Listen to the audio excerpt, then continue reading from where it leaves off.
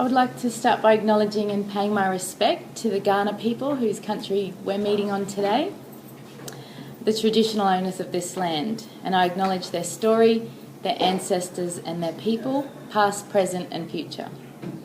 In particular, I acknowledge Auntie Barb, who's paved the way for us to be sitting here today, a special Kaurna elder. I want to pay my respect to my ancestors from all the mobs who make me up, whose stories have led me to be here with you all today. And of course I acknowledge each and every one of you from wherever you may be, your story, your ancestors and your people. I believe that it's not by coincidence that we're here together today. My name is Tileah Drahm-Butler. I'm a Durrumbal woman from the Shoalwater Bay area near Rockhampton in Queensland, and I live in Kuranda in Queensland on Jabbergai country.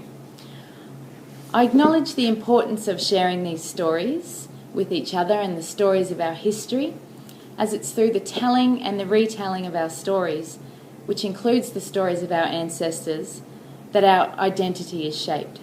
Our identity is our story. My family were involved in the protests in Brisbane back in the 60s and 70s, and these stories of action and of the struggle were passed down through my family. This is part of my identity, and I have come to see the work that I do as continuing this political action, through offering particular ways for people to tell their stories. The topic that I'm going to talk to you about today seeks to briefly describe how I have engaged in narrative therapy practices as a way of providing space for people to tell their stories in decolonised ways.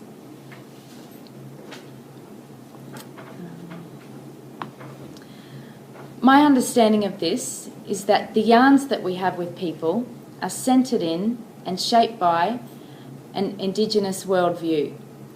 Michael Hart from Canada describes the need to move further than this into an anti-colonial framework in which we sincerely acknowledge that colonisation is indeed still continuing. I have found that narrative practices can create a space where identity stories may be told and retold in a way that deeply describes the connection of culture, history and contemporary Indigenous experience in the context of this continued colonisation, therefore inviting people to resist a damage-centred way of telling their story and to offer different ways of thinking about individual, family and community problems. I'm using the word therapy and counselling with you all today, but in community I use the term yarning to describe what I do. The words counselling or therapy in many ways can be seen as colonising, and many Aboriginal and Torres Strait Islander people are often forced to attend counselling, as they are deemed to have a problem, and they're given a label which does not recognise the history of injustice. For many, counselling and therapy has a stigma from a biomedical viewpoint, so people may be reluctant to engage in this. Auntie Barb Wingard talks about this as telling our stories in ways that make us stronger. And Auntie Carolina Johnson describes the work as yarning with a purpose. To Aboriginal and Islander people who I meet with, I explain that when we talk in this way, we're able to guide this yarn in a way that allows us to talk about our problems so that we can look at and change the impact that these problems have on our lives. This way of having conversations with a purpose fits with our oral traditions of storytelling and reflects this within a contemporary context. When talking with individuals, narrative practice encourages us to talk about problems in relation to how the politics of experience impacts on these problems. Therefore, the yarn is often centred around the individual, but in relation to the collective. I'm sure I'm not telling you anything new when I talk about the dominant, damage-centred stereotypes that pertain to Aboriginal and Torres Strait Islander people and other Indigenous people around the world. Here in Australia, we are often depicted as a damaged people, as fringe dwellers with a focus on the hardship, such as high incarceration rates, poverty, and poor health and education outcomes, just to name a few. And while these statistics may have truth, this is not the only story of our collective or individual identity. but it is often this damage-centred story that is most accessible to us, therefore can take up the most space in a person's identity story. Through narrative therapy techniques such as reauthoring, space can be created where we can listen to a person's story in the broadest of contexts. When I hear a problem story, I listen to the story behind these problems for an alternative story, or what I think of as a strong story. This story can tell of the ways that a person, their family and community have stood up to and resisted the problem. Narrative practice takes a stance that no one is a passive recipient in their lives. Visner talks about the term survivance, acknowledging both survival and resistance. In this context, this describes how we have retained spirituality and culture in resistance to colonisation. And when I hold this value when I hear a story, I'm able to listen for these acts of resistance, which can then lead to the telling of a strong story. When I'm hearing a story, I'm listening in a way that connects these small acts of standing up to problems as acts of resistance to the broader social injustice.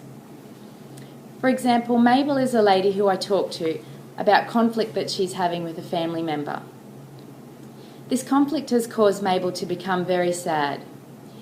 In asking Mabel to tell me about what it is that she values in holding close to this conflict, she describes how it is justice that she is standing up for.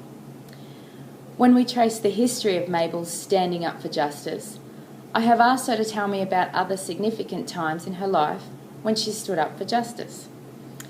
Mabel told me a story of when her mother was physically assaulted by a police officer when she was much younger, and how Mabel reported this and even went to court. Mabel tells me that she did not win this case, but she identified that this was perhaps when her standing up for justice began. I invite Mabel to talk about where this value may have been learnt, and she tells me a long story that goes right back to when her great-grandmother was forcibly removed and put into a mission. Mabel's mother was then involved in political action of the community moving from the mission and demanding appropriate housing. Through inviting Mabel to trace the history of her value for justice, together we researched a story in a broader context, exploring justice and conflict as a societal issue. Through this, Mabel viewed justice and this current conflict in a different way. Mabel suggested that perhaps family conflict is a justice issue in itself, connected to the broader context, where this broader social injustice of Aboriginal people living as fringe dwellers contributes to this conflict within families. With a long history of standing up for justice, Mabel can identify this within her identity story, which might make possible different understandings of problems. In continuing to question colonising ideas of normality that are placed on us, I'm also reminded to question ideas of well-being, ensuring that the person who I am meeting with has power to determine their own well-being, which fits with their Indigenous worldview. By holding close to the social and emotional well-being framework, the yarns that I often explore look at not only the hardship but also the skills and knowledge that sit within each dimension of the social and emotional well-being framework. These might often be referred to as protective factors, and indeed they are, but to connect these also to a strong story, placing these skills and knowledges in history with rich descriptions of how they were learnt, can enable these to be more accessible to one's identity story, therefore to the conclusions that they make about themselves. Renee, for example, is homeless and was referred to me as part of a job search agreement. Renee's homelessness is defined as a problem by services in her community. In talking to Renee about this, she tells me about her unique relationship with the place that she lives, including with the snake that comes to visit her camp, which she calls her pet. Renee tells me about her responsibility for keeping the camp clean and of caring for others who stay there, particularly older people.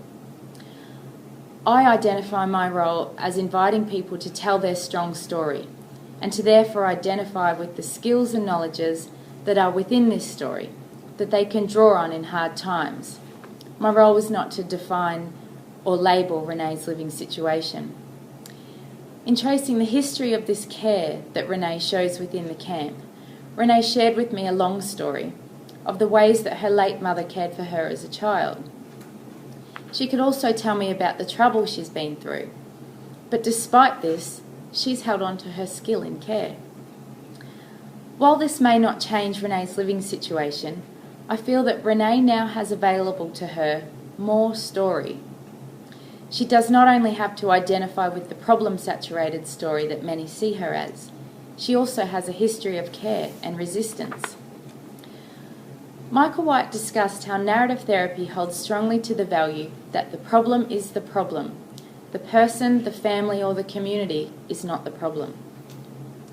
Within the context of this damage-centred framework that people are often presented to when they seek help from services, they can be led to internalise problems, and they may feel guilt and self-blame around this. We talk about this guilt and self-blame as shame. I've met a lot of people whose lives are stifled by the presence of shame. Their intimate relationships can be impacted by shame through shame's relationship with jealousy. Employment and education opportunities can be impacted on by shame because of a belief that people may not be worth the opportunity. And certainly access to health and social services is impacted on by shame. In my work, I'm very aware of the presence of shame, and I seek to invite people to externalise it and to put it in its place. I often ask variations of these questions when shame shows up. Can you remember when shame first came to you? Do you remember having shame there as a kid? Do you know other people who have shame present? Do you think shame was always there for our mob? And when do you think shame was introduced? Where do you think it came from? Have there been times when you've done something in your life that you're proud of when shame hasn't been there? And what did it take for you to do that, even though shame might have showed up? By asking externalising questions, people are able to hold the problem in their hand and look at it, and we can invite them to think about a problem as separate to themselves. People can get so used to shame being present, so when we externalise it, shame can be put in its place, and people can think of doing things in their life where it might not be present. When I'm privileged to hear the stories of people's lives, it is always important that I consider the politics of my own position in that interaction. As an Aboriginal woman, I have particular knowledge of the stories that I hear. I am of the collective experience. I acknowledge, though, the diversity of Aboriginal and Torres Strait Islander people and our experience in life. And when I talk to people, I'm always aware of centering them as the expert in their life. And while I offer influence in my question, guiding the yarn in certain ways to bring further to the front their strong story, I am always holding an awareness that they are the expert. When I talk about my practice in this way, I'm speaking of the value of honouring the knowledge that our people have. In these yarns, I honour the resistance of individuals in all of the small ways which contribute to social change. I feel that narrative practice offers me a way of yarning with people that connects our story to the socio-political context, and therefore I feel that this can be political action. It is also spiritual action, as our stories are spiritual. Because this way of questioning takes a position of curiosity, I seek to learn the history of a story, the story behind the story, and through this, I learn of the struggles and the acts of resistance of the old people. And I know that for many of us, working with our own mob is spiritual practice, and it's political action. And I feel that narrative practice has invited me to use these particular techniques which allow me to include the people that I yarn with to also see it in this way. Thank you for listening to my Friday afternoon at Dulwich.